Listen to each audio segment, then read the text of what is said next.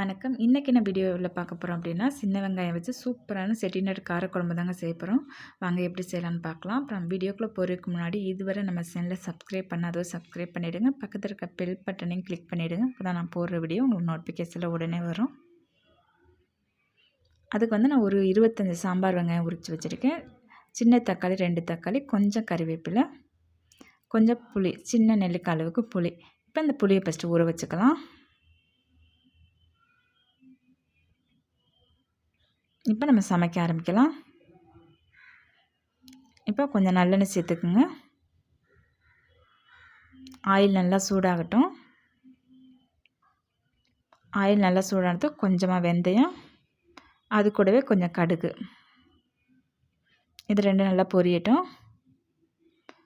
இது கூட வந்து 3 காஞ்ச மிளகாய் காம்பு நீக்கிட்டு சேர்த்துக்குங்க.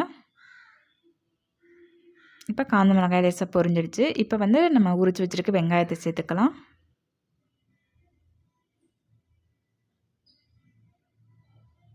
இப்போ அது கூடவே நம்ம கருவேப்பிலை வச்சுருக்கோம்ல, அதையும் சேர்த்துக்குங்க. இப்போ வெங்காயம் நல்லா வதங்கட்டும். வெங்காயம் நல்லா வதக்கி விடுங்க.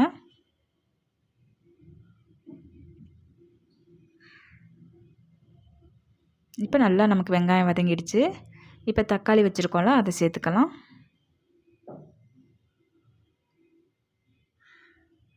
இப்போ இது கூடவே இதுக்கு தேவையான உப்பு சேர்த்துட்டோம் அப்படின்னா தக்காளி வேகமாக வதங்கிடும். இப்போ நல்லா வதக்கி விடுங்க. தக்காளி நல்லா வதங்கட்டும். இப்போ நமக்கு நல்லா தக்காளி வதங்கிடுச்சு. இதுக்கு மசாலா சேர்த்துக்கலாம். ஒரு 1/2 டேபிள் கரண்டி அளவுக்கு தனி மிளகாத்தூள், 3/4 டேபிள் கரண்டி அளவுக்கு தனியாத்தூள். நீங்கள் குழம்பு மிளகாத்தூள் சேர்க்குறதா இருந்தால் சேர்த்துக்குங்க. இப்போ நல்லா மசாலாவே நல்லா வதக்கி விடுங்க. லேசாக பச்சை வாடை போகட்டும். ஏற்கனவே நம்ம புளி வச்சுருக்கோம்ல, அதை இப்போ கரைச்சி எடுத்துக்கலாம். அந்த புளியை இதில் சேர்த்துடுங்க.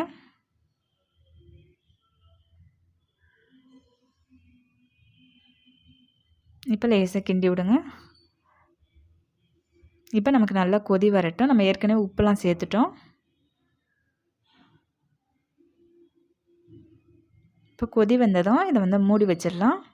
ஒரு 5 நிமிஷம் மூடி வச்சாவே நமக்கு குழம்பு நல்லா கரெக்டாக வந்துடும். ஏன்னிட்ட நம்ம வெங்காயம் தக்காளி எல்லாமே நல்லா வதக்கிட்டோம்.